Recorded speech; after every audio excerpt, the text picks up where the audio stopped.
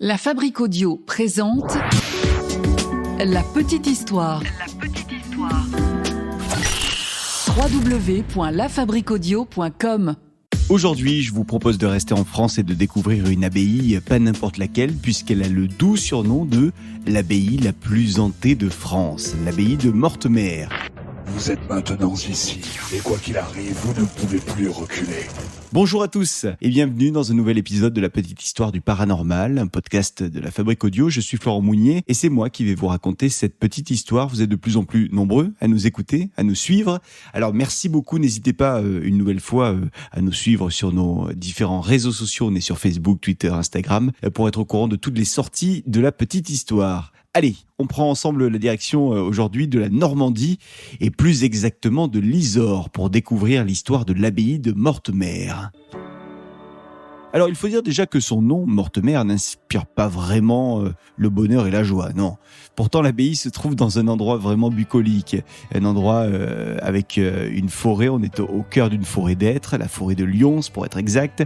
Il y a un petit lac, il y a quelques balades qu'on peut faire autour de ce petit lac.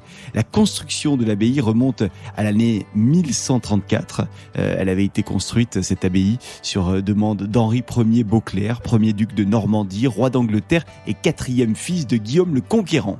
Pour l'origine du nom, Mortemer, ça vient du latin mortum mare, qui signifie mer morte, puisque avant la construction, le lieu était un immense marécage.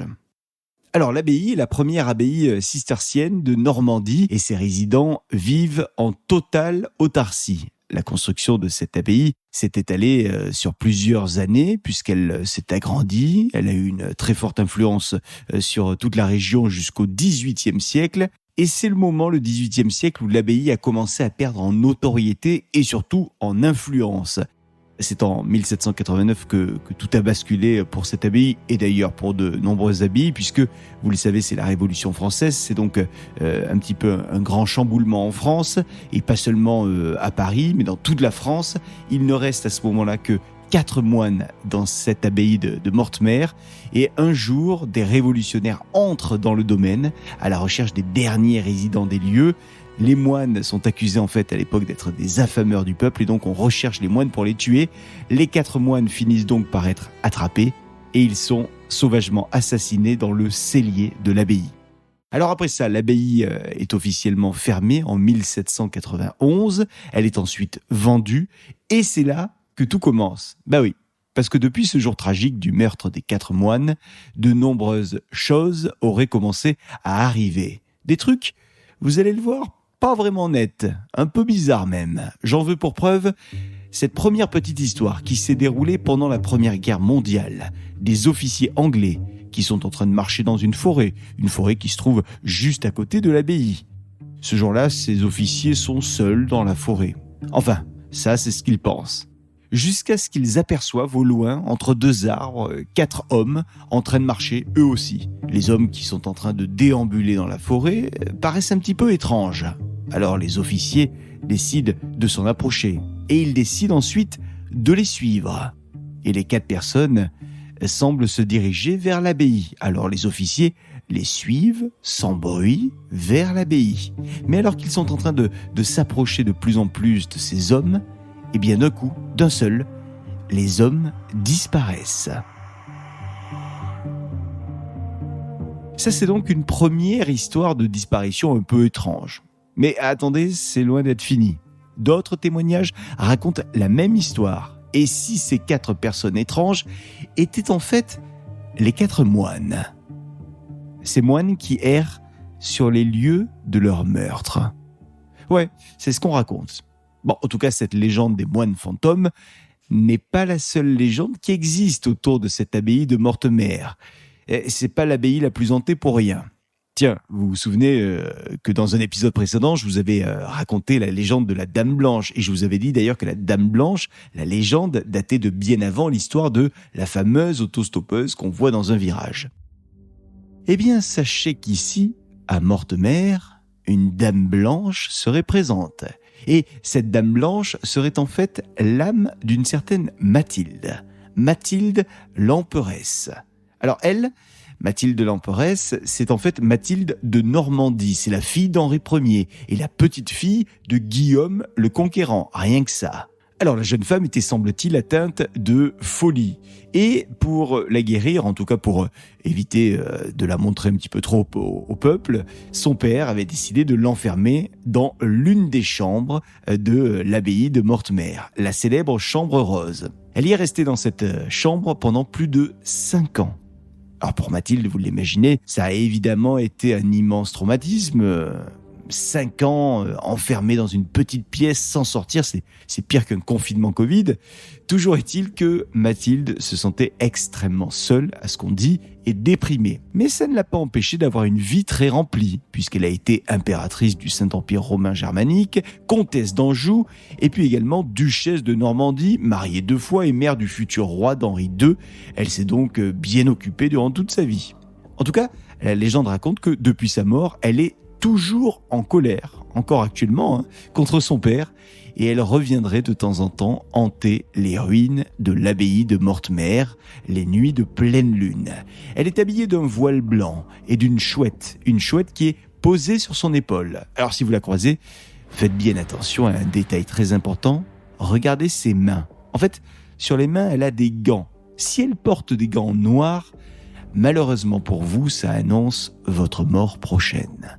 En revanche, si les gants qu'elle porte sont plutôt blancs, alors là, bonne nouvelle, ça annonce un mariage pour vous ou alors une naissance dans l'année. Ah, c'est plutôt mieux. Tiens, j'ai une autre histoire connue autour de cette abbaye de Mortemer. C'est l'histoire de la garache. Tiens, est-ce que vous savez ce qu'est une garache? Non? Eh bien, une garache, c'est une femme ensorcelée qui est condamnée à errer les nuits de pleine lune en tournant 7 fois, pas 6, pas 8, 7 fois, dans 7 villages, ainsi que dans les forêts. Et c'est dans la forêt de Mortemer, en 1884, que, un jour, Roger Saboureau, qui est un braconnier, a croisé ce qu'il pensait être un loup. L'animal, mi-loup, mi-humain, a foncé vers lui et a tenté de l'attaquer. Alors évidemment, Roger Saboureau a été effrayé et il a donc sorti son arme très rapidement et il a tué la bête, puis il s'est enfui.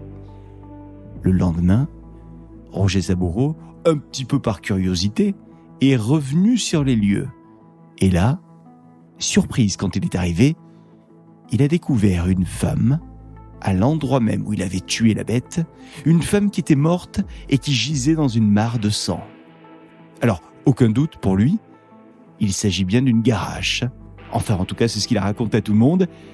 Mais c'est la seule fois qu'on a signalé la présence de la garache dans le secteur. Une autre légende autour de l'abbaye de Mortemer. Celle-ci mélange animal et paranormal. Il s'agit de la légende du chat Goublin. Le chat Goublin serait un lutin qui prendrait la forme d'un chat, un chat qui garderait un trésor, le trésor de Mortemer. Alors la légende raconte que si le chat vient à toi, il te faut rester éveillé le plus longtemps possible afin que le trésor apparaisse.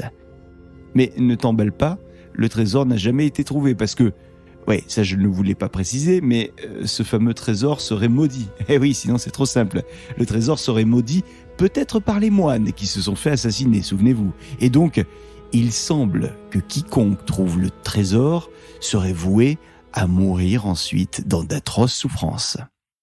Allez, laissez-moi vous raconter une autre légende autour de l'abbaye de Mortemer. Celle-ci est une légende un petit peu plus sympathique. C'est la légende de la fontaine des célibataires. À l'intérieur de l'abbaye de Mortemer se trouve donc un lavabo du XIIe siècle. Un joli lavabo dans lequel les moines se lavaient à l'époque le visage, les mains, mais aussi les pieds avant d'aller prendre leur repas. Ce lavabo s'est ensuite transformé en une fontaine. Il s'agit de la fontaine Sainte-Catherine. Et de cette fontaine, y jaillit une eau aux vertus magiques, dit-on. Et alors des jeunes femmes viennent encore de nos jours jusqu'à cette fameuse fontaine pour y jeter une épingle à cheveux ou même, de temps en temps, une pièce d'or afin de trouver un mari dans l'année. Ça, c'est le vœu qu'elles souhaitent voir s'exaucer. Alors aujourd'hui encore, certaines personnes témoigne en assurant avoir trouvé l'amour dans l'année après être allé à cette fameuse fontaine. Mythique a donc du souci à se faire. Il existe encore beaucoup de petites histoires autour de ce lieu, comme le fait que la forêt de Lyons regorgerait d'animaux fantastiques et mystérieux. En tout cas, ce qu'on sait, c'est que l'abbaye de Mortemer mérite son titre d'abbaye la plus hantée de France parce que, vous avez pu le constater dans cette petite histoire, beaucoup de choses s'y sont passées, et évidemment, beaucoup de choses historique. L'histoire a une grande place là-bas dans cette abbaye de Mortemer.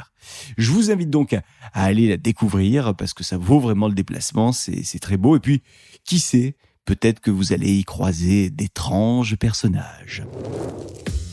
Voilà pour cette petite histoire du paranormal sur l'abbaye de Mortemer en Normandie donc. Épisode écrit et mixé par Sébastien Girard. J'ai eu le plaisir de vous le narrer. N'hésitez pas à partager l'épisode autour de vous, nous dire ce que vous en avez pensé. On lit vos commentaires avec plaisir et on se retrouve la semaine prochaine pour un nouvel épisode de La Petite Histoire. Salut! La Fabrique Audio présente La Petite Histoire. Vous souhaitez devenir sponsor de ce podcast ? Contact @lafabriqueaudio.com. Juste un petit truc avant de se quitter. Je vous rappelle que La Petite Histoire est produite par La Fabrique Audio. Nous sommes un studio de production audio. Nous réalisons des radios, des web radios pour les entreprises, les marques, les collectivités. Et pareil, en ce qui concerne les podcasts, on fait des podcasts de marque. Donc si vous souhaitez qu'on imagine ensemble un podcast à votre image, n'hésitez pas à nous contacter. Vous nous envoyez un mail, contact@lafabriqueaudio.com. Faites-nous confiance, comme beaucoup de marques et d'entreprises nous font déjà confiance. À très bientôt.